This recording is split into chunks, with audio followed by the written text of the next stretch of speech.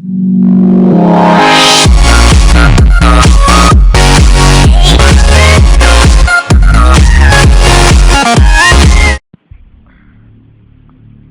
वालेकुम दोस्तों, मैं मोहम्मद हसनैन आज आपको एक हंसी खेलती फैमिली के बारे में बताना चाहता हूँ। दोस्तों, ये ऐसी फैमिली थी जो हर वक्त खुश रहती थी।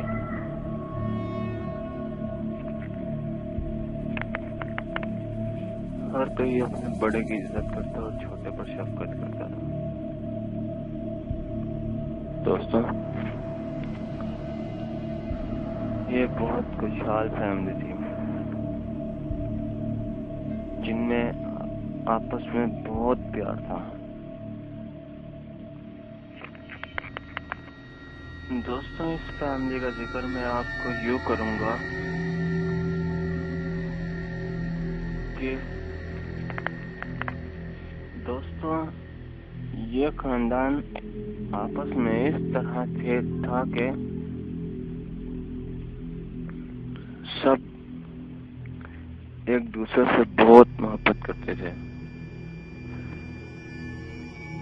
ऐसा था कि कोई इन्हें लैदा नहीं कर सकता। दोस्तों,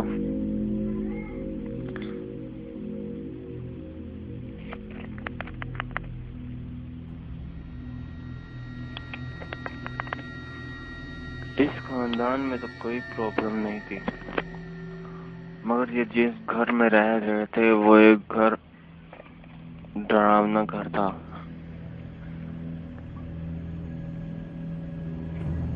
क्योंकि दोस्तों, ये घर इन्होंने जिस शख्स से खरीदा था उन्होंने इसे बहुत सस्ते दामों में बेचा। वो इसलिए क्योंकि इस घर में जिन्नात वगैरह थे और डर के मारे उसने ये कम कीमत में घर बेचा। दोस्तों, इन लोगों को इस घर में तकरीबन कुछ दिन ही हुए थे जब तक ये हंसी खुशी अपने घर में रह रहे थे। लेकिन दोस्तों, कुछ अर्से बाद इन्हें कुछ अजीबोगरीब सी आवाजें सुनाई देने लगी।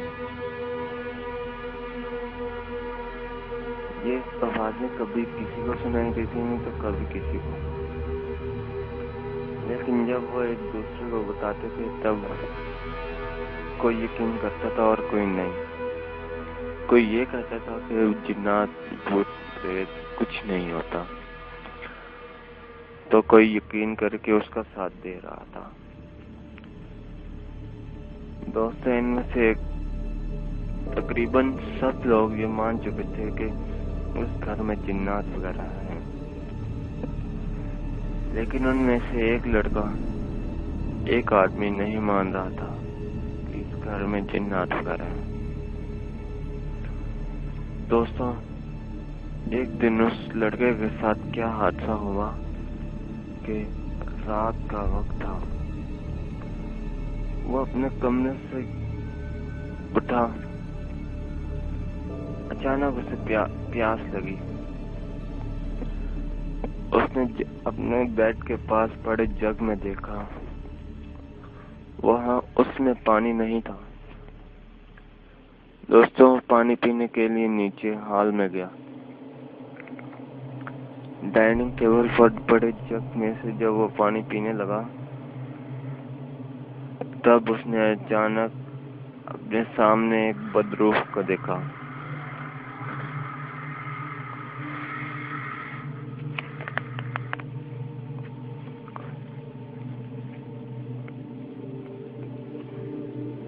जो निहायत गुस्से से इसकी तरफ देख रही थी।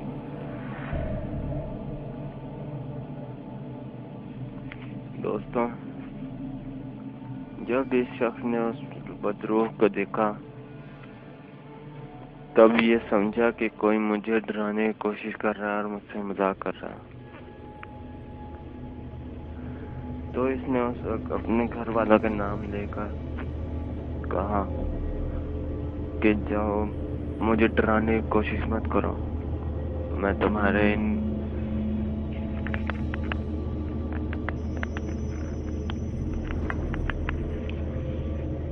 मेकअप और ये कपड़ों से मैं डरने वाला नहीं। तो दोस्तों, उस बदरू ने उसे तब तो कुछ नहीं कहा, लेकिन जब वह अपने कमरे की तरफ बढ़ा तो बदरू अचानक उसके सामने आई और तब वो शख्स जरा खौफजदा हुआ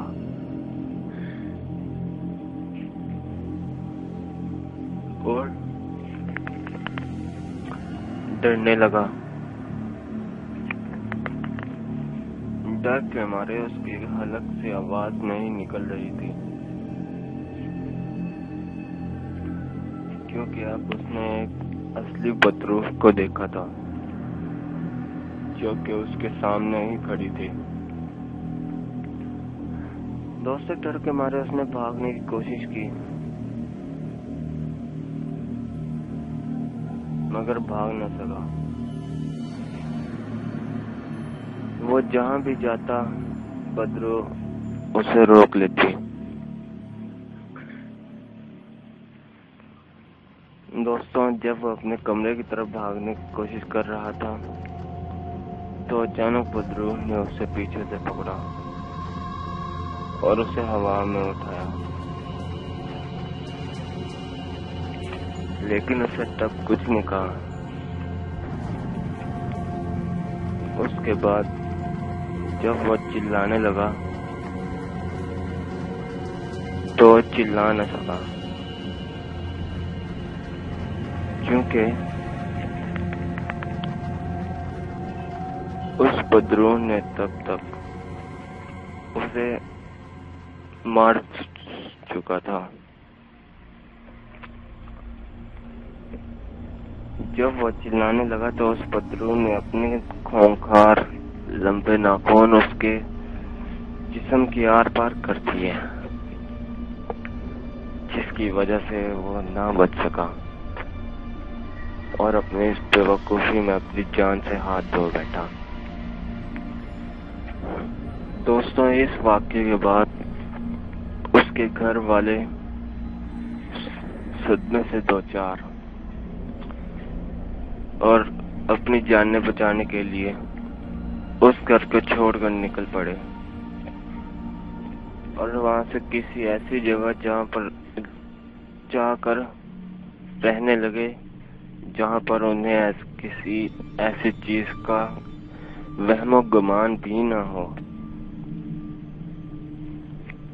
बस दोस्तों, मेरी आपसे यही गुजारिश होगी, अगर आप कोई नई जगह खरीदते हैं तो उसकी अगर कीमत कम हो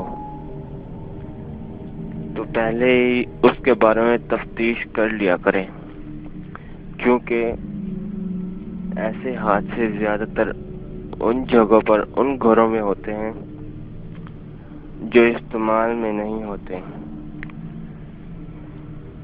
तो दोस्तों, मेरी इस नसीहत पर अमल करिएगा। अस्सलाम वालेकुम।